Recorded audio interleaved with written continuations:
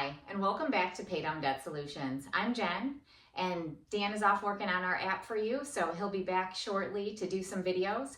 But today I wanted to go into another scenario based off of what we did yesterday, or actually a couple days ago, on the Pay Down Max Card strategy. I had a few questions that I thought were very good questions and very valid questions. And so I wanted to bring one of those scenarios to you and show you how it kind of all works and interplays.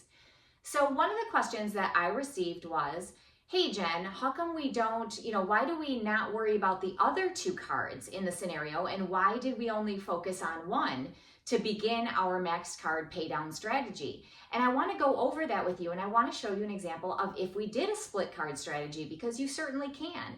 That's what's the beautiful thing about Velocity Banking, is that you guys have options, okay? And so I try to present to you, sometimes I'll present the most simple solution. I might then show you like the quickest or fastest pay down method. But a lot of times I try to, pare it down to its most simplistic form, and then I'll go back into some more complicated examples. And I'm going to do that for you today, because I do want you to see that there are other ways that you can do this, right? There are more than one ways to skin a cat. And so today we'll go into that a little bit for you. But again, I'm going to go over our maxed card strategy one more time for you, just so you understand the whole concept of it. And then I do want to talk a little bit more about revolving lines of credit and how those work, because a lot of people are a little confused as to, exactly what a revolving line of credit is. And well, maybe not so much what it is. I think they kind of get that concept, but how it works, like how you actually work with one. Okay. So let's go into real quick again, Pay Down's maxed card strategy. You guys, I love this maxed card strategy because it works, right? I'm bringing you firsthand knowledge. Dan and I did this. We used the max card strategy when we first found Velocity Banking and we began our Velocity Banking journey. This is the exact strategy that we used to get ourselves out of our debts. And it worked amazingly well. And so what's funny is it wasn't until we started this channel and we started working with people and showing them the pay down method that we actually looked at this strategy and said, hey, wait a minute, this is exactly what we did. And so I can tell you 100% does it work? Yes, it doesn't work just in theory. It actually works really well, just like all of Velocity Banking. But again, that firsthand knowledge is always nice. So don't want to bore everybody, but I'm going to, those of you that know us, I don't want to bore you. However, I do want to go into my history a little bit because we get brand new viewers all the time. I am thankful for that. Dan is thankful for that. You guys have been incredible. Your questions are great. I love seeing the questions. I love the fact that you're thinking, that you're working through this, that you're really excited about trying to learn this method. It works. And so it's just really cool that that you guys are emailing us more and more, right? So it started off for us a little bit slow, like all new businesses, right? Like all new ventures that you do. And it's been gaining steam and momentum. So all that means to me is that, well, the sad thing is it means there's a lot of people out there that are strapped, right? That a lot of us are in credit card debt and we're trying to figure out what to do with it, and it's stressing us out, and I get it, right?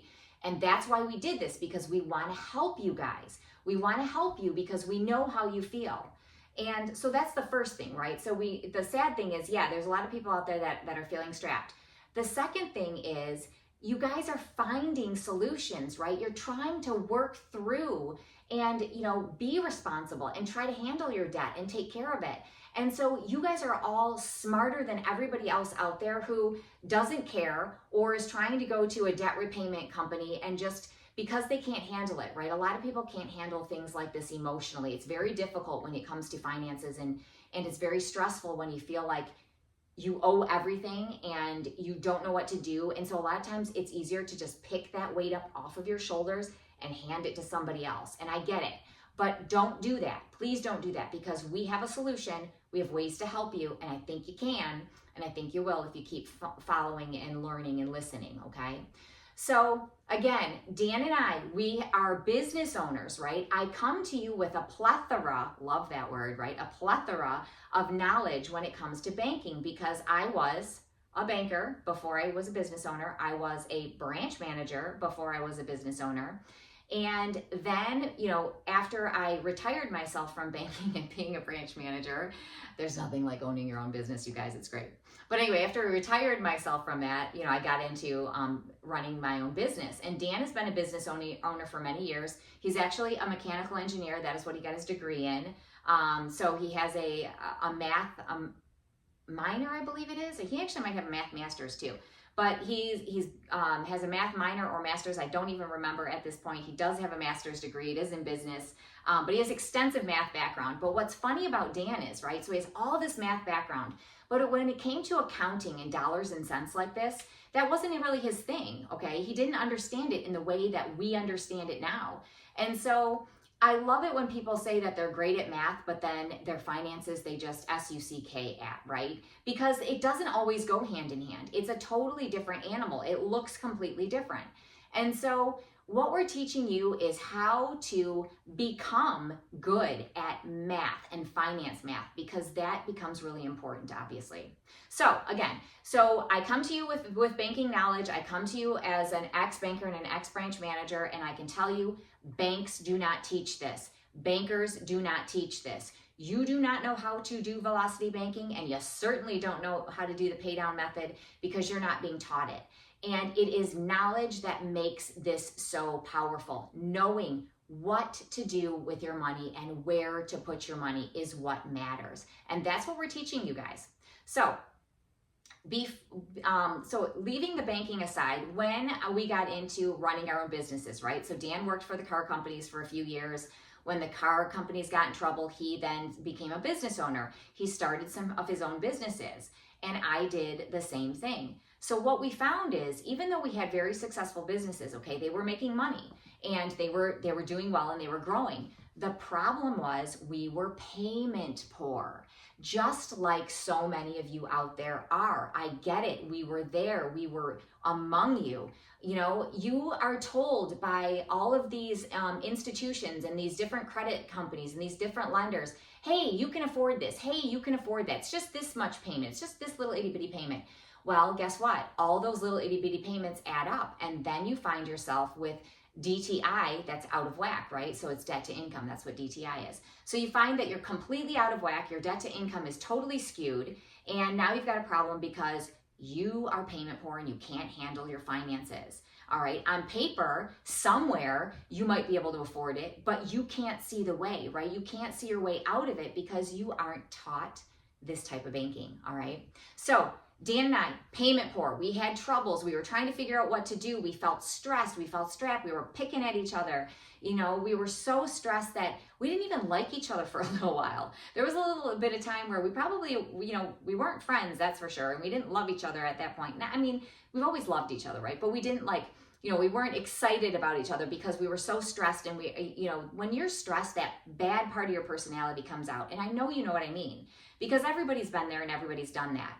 Well, when we learned this way, that all just went away. It poof, evaporated, right? So all that stress and all that pressure just went away because we were free, okay? We felt so much freer, so much lighter. And so now all of the fun things that we like to do, like create more businesses like this, right? Like create apps.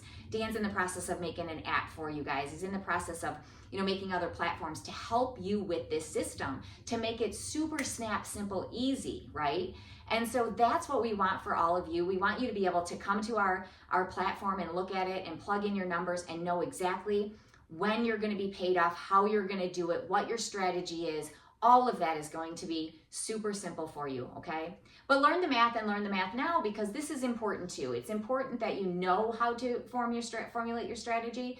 But after that, you guys, if you want to come and download our app, man, it makes it so great and so easy. I love it. It's in beta testing now. It's awesome. So anyway, pay down's a maxed card strategy, right? Maxed credit cards. Now, maxed credit cards / loans too. So if you have loans out there and you have maxed credit cards, this will help you, okay? And I'm going to recap my scenario from the other day, and then I'm going to show you a split card strategy. So another potential option that you can use when you're performing the maxed card strategy. Now, number one, we begin with our pay down 3-step strategy, okay? So the 3 steps are, you're going to organize, you're going to identify, and then you're going to implement, okay? So organize all your bills. Know every single penny that comes in and goes out of your house, every single one. So you're going to organize your bills, and what you're going to find when you're organizing, there are going to be things you are going to pare down because you realize I'm spending a couple bucks here and a couple bucks there and a couple bucks over there on stupid little things that you guys don't need. So you're going to find like, okay, my example the other day. So Netflix, Hulu, Amazon, Peacock, oh gosh, Paramount Plus, what else is there, guys, right? There's a million of them. You're going to find that you can share these with others and you won't have to pay for them, or you can split, right? You can split the cost, and you can pare down a lot and not even feel it. You know, you'll feel it financially for sure in a positive way, but you won't feel it because you have all these other programs out there that you can watch or you can pay attention to. Just like subscriptions you probably have out there online. Maybe you purchase some stuff online, don't even realize you have subscriptions to it, and then you can cancel those, and then, you know, that's money back in your pocket. Just the other day, I went through apps that I had on my phone when my kids were toddlers, and they had, you know, these little toddler game apps, right, that I was spending money on, and I got rid of all of those because I realized, I'm like, shoot, I don't need these anymore. My kids certainly don't. You know, they're playing Roblox and, I don't know, MetaQuest and all that stuff, right? That's not my thing, but it's their thing. So anyway, so all of that stuff, that was something that we eliminated. So when you go through the organized stage, you're going to find there's many things that you can just pare down and get rid of, okay? And so you'll be able to alleviate some extra payments just by doing that, or some extra money for yourself. So you're going to organize all your bills. So you're going to know every penny coming and going out of your account. The next step then is going to be identify. So you are going to identify your debt destroyer, okay? So what is a debt destroyer?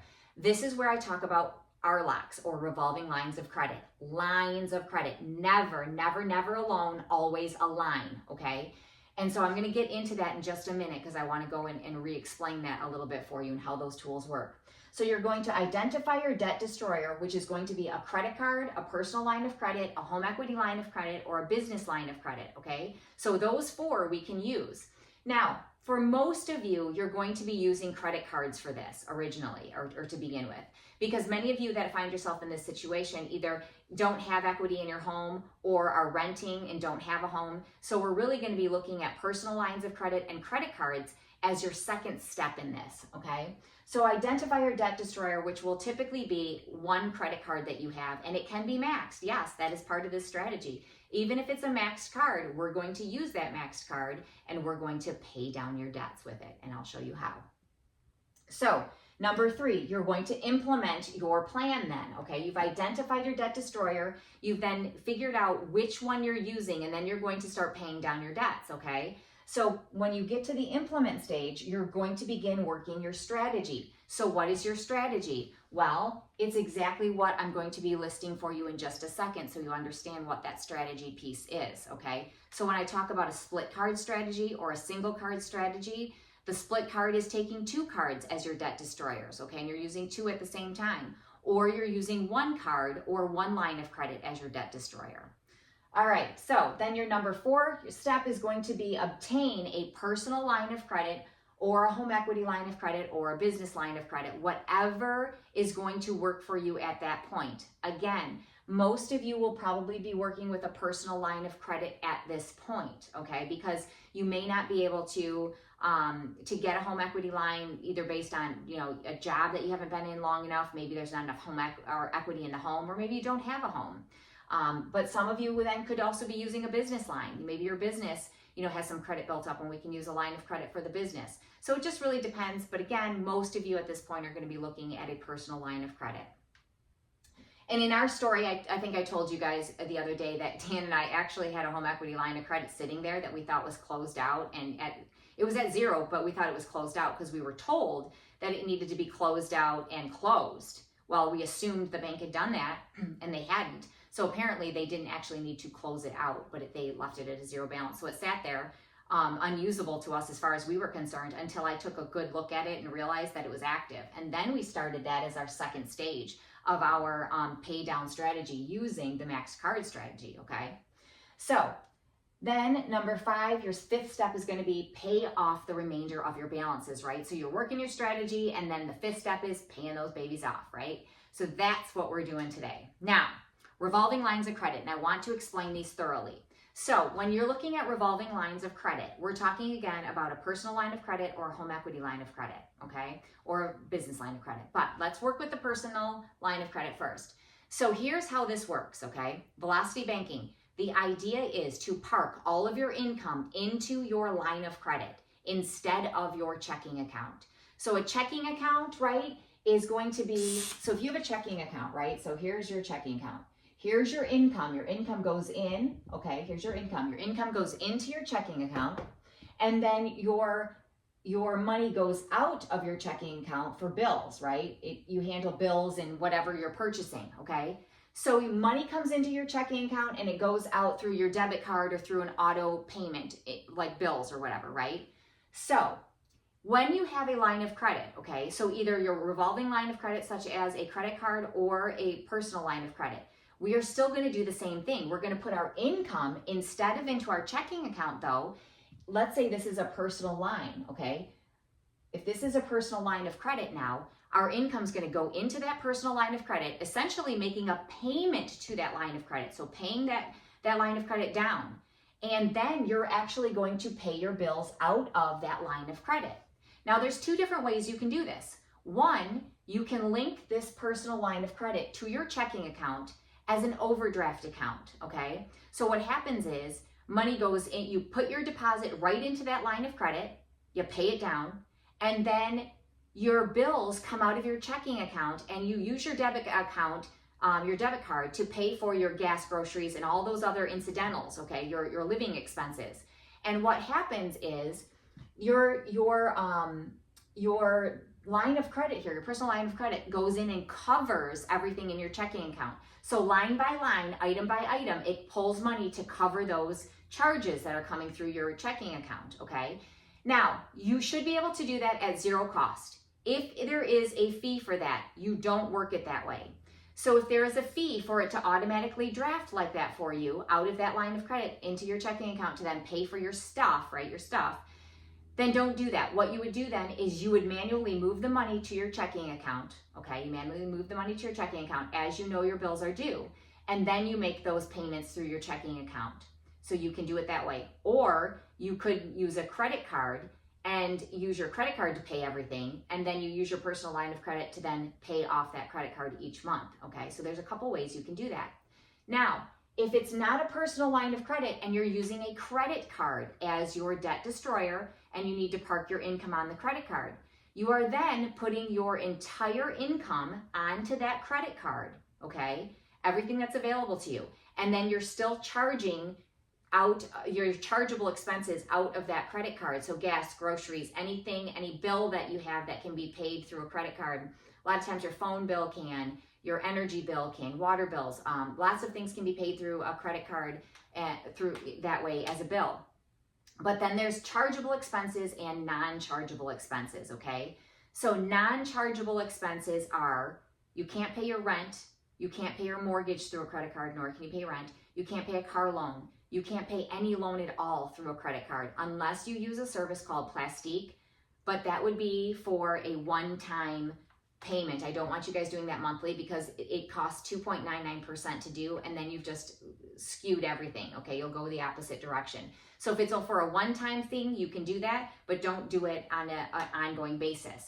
So if you're using a credit card as your debt destroyer, you're then going to put your income onto the card that you can cover with the chargeable expenses, okay? And so that income is going to go on there to cover that.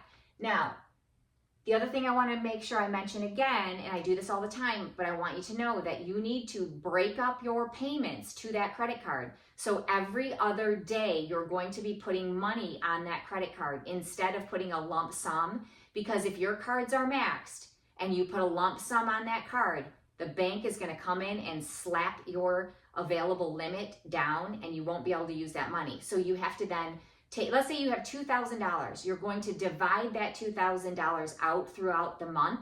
Let's say you divide it by, well, if you do let's say if $2,000, let's say you divide it by 15 payments, okay, divide it by 15, whatever that number is, every other day you're going to then be putting money onto that card to pay it down, okay, from your checking account, because that's the only way to do it originally, to make sure that the banks don't overreact and cut your limits, okay? So you might have to do that for a month or two until you see how the banks are responding. And then after that, you can increase it little by little and see how they do. Now, that has been very effective for many people. I haven't had any issues doing it this way. It's when you bring in and slap a big deposit down, that's when the cards end up lowering, because there's an algorithm that picks that up. All right, so now let's go in. I want to recap the scenario from yesterday in our max card strategy, and then I want to show you a different way to skin this cat, okay? So we started with a couple that has a credit score in the 650s, okay? So it's about 650. And their household income is $52,632, which means monthly their income is $4,386, and their total expenses is $4,160, okay? Which leaves them with a little bit of cash flow. It's not a whole lot, and they tell me all the time that they end up using this cash flow that they've built up, you know, monthly, because it's sitting and they're staring at them in the face, and so they find ways to you know, they find things to do with that money. Human nature, we all do it. So that's what is so beautiful about velocity banking, you guys, is because all of that cash flow then goes back into your card or your debt destroyer, in this case a credit card, and it fights that, right? It helps to bring your balances down, and it's not sitting there staring at you thinking, oh, I've got all this extra money I can, you know, do something with, okay? So out of sight, out of mind. And so that plays a huge part in velocity banking, because if you don't think about it, if you're like me, I'm not gonna pull my credit card out or my debit card out to buy a $1.50 pop, right? I'm not gonna do it. So, you know, that's just me, and hopefully others are like that. You don't wanna swipe your card for that. Others don't, and they'll swipe their card for everything, but I won't. Okay, so $226 is their cash flow. Their rent, their 2 car payments equal $1,821. So I'm recapping this for you. Remember, their chargeable expenses, the chargeable expenses that they can run through their card, is $1,665. So we have credit card 1, credit card 2, and credit card 3. Credit card 1 is $5,260, so $5,260 at $139 payment, with $1,975 is their 19% or 19.75% interest. Credit card 2 is at $4,980 for the balance. $100 is their payment, and it's at a 20% balance or 20% interest rate. Credit card 3, which is also going to be our debt destroyer. We're using credit card 3. Again, these are all maxed. $7,690. The payment is $211, and it's at a 21% interest rate. Then we also have it. This couple has a personal loan of credit, and that is sitting at $12,600. Their payment is $224, and it's at an 8.5% interest rate. Now, when you look at all of their debts, they total $30,530. So $3,530 is what their debts are. So $30,000 in debt, and their monthly payments for just these credit cards and this loan alone is $674. Okay. Now, 5-year term, 9-year term, 5-year term, 6-year term. So years to pay this down. And at the end of that, they will spend $17,657 to take care of debts over here. Okay. So that is very steep. That's a big number to have to pay back in interest. So that's what we're trying to save you from. Now, they are using, okay, in our example, they are using credit card 3 as their debt destroyer. So what's going to happen is, now, I talked about how we're going to start using the credit card 3 as our debt destroyer. So we're going to start velocity banking with 1 credit card here, and we're going to put all of our chargeable, we're going to put all of our available income in, which is $2,102. So $2,102 is our available income. That's what available to use after you hold out all of the things you can't pay through your checking or through a credit card. Okay, after you hold back that available, that income, then what's left over is $2,102. Okay, so our chargeable expenses then are $1,665. So we're going to park our income, which is $2,102. Now, remember, this card, so this balance here, we chose this card because it was going to give us the biggest payment option, okay? So it's the biggest payment, which will give us the biggest cash flow.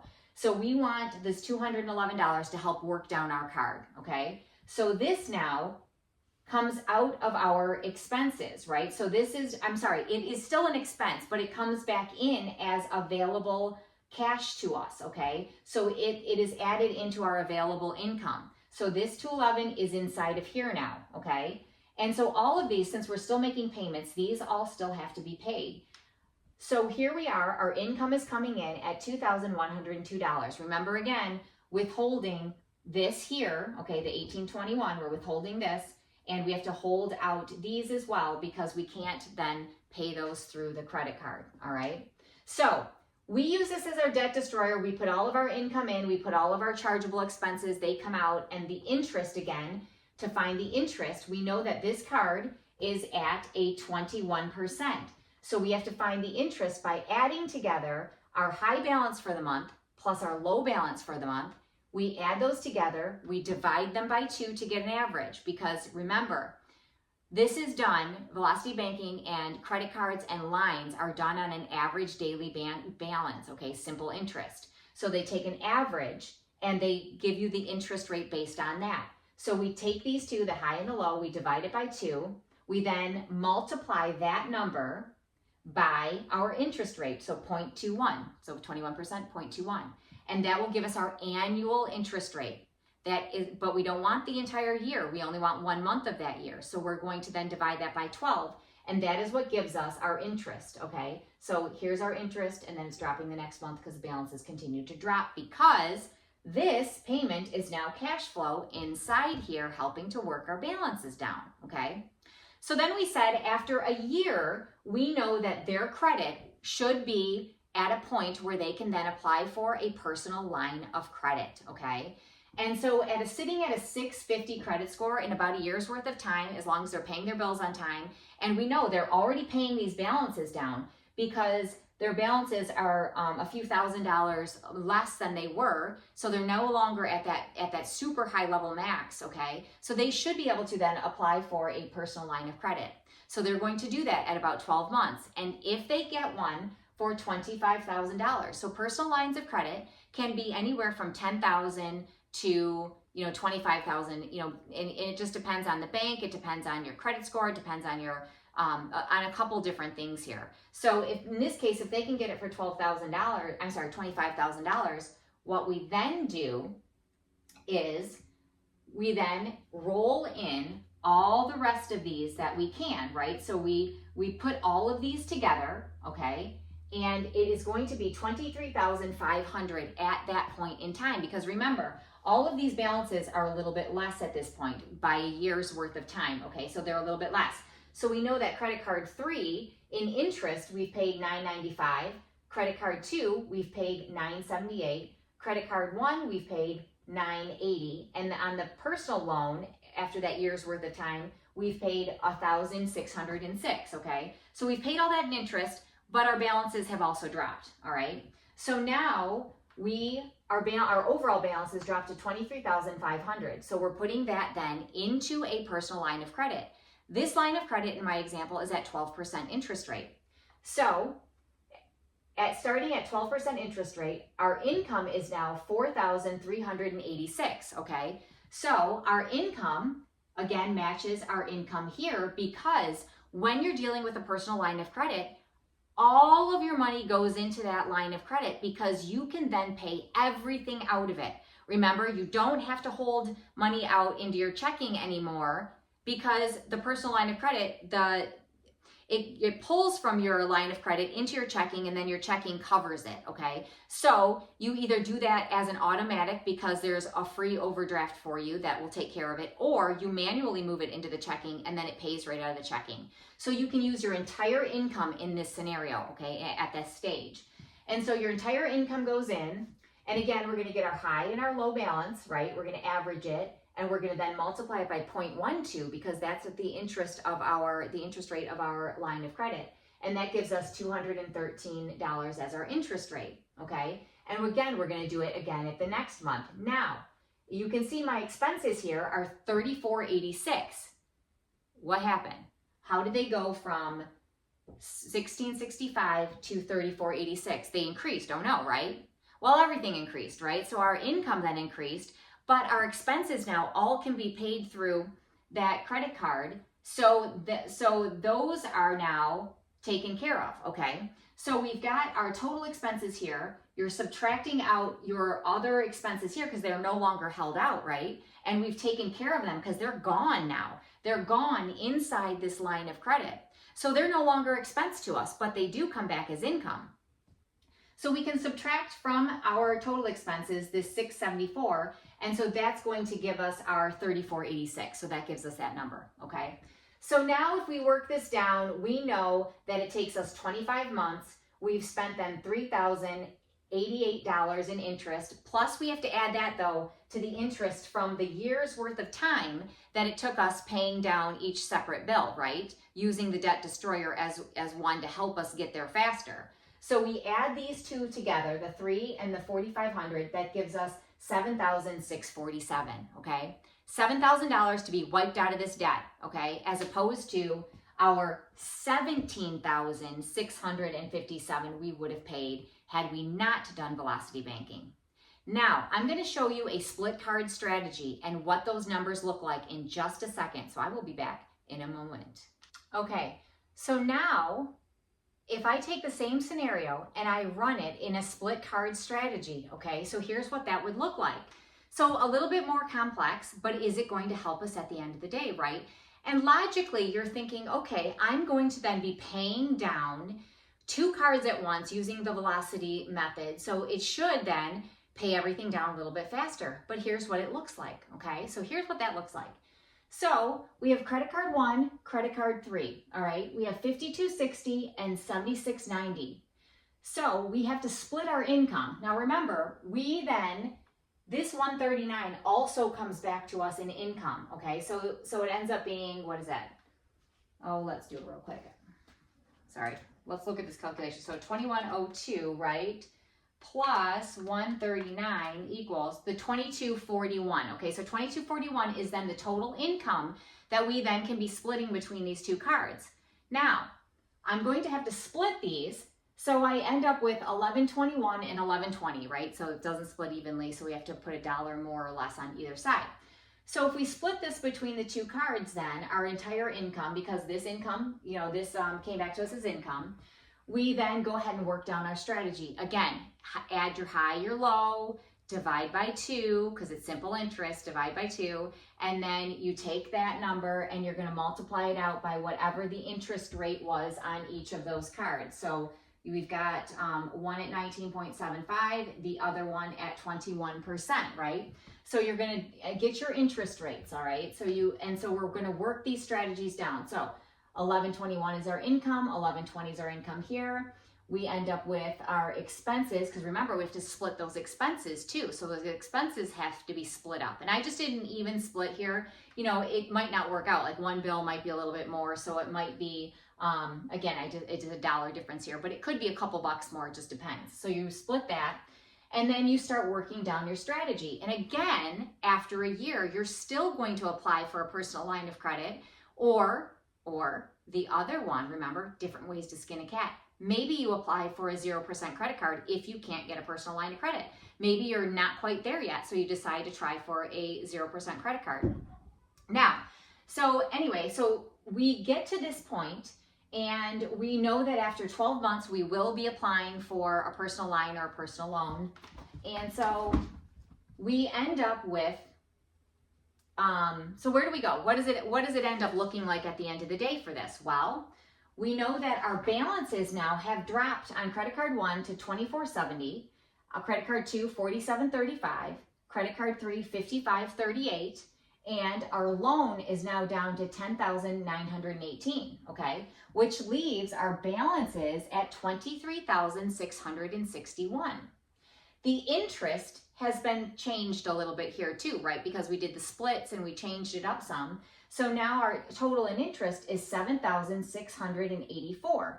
Well, if you look at the $23,661, okay, if we did the split card, we're going to end up with $161 more than we did when we did it this way using just credit card 3 as our debt destroyer, all right? So in this example, this card here ended up, because it was $23,500 versus the $23,661, so $161 more, all right? So what does that look like at the end of all of this when it's all done and over with, right? Well, if you look at all your interests, because you have to add the year of interest plus the interest from, what it is in total, your difference is 7,684 versus your 7,647, which means that there's only a $37 difference. It costs you $37 more to run a split card strategy on this particular loan, okay, or velocity banking combination.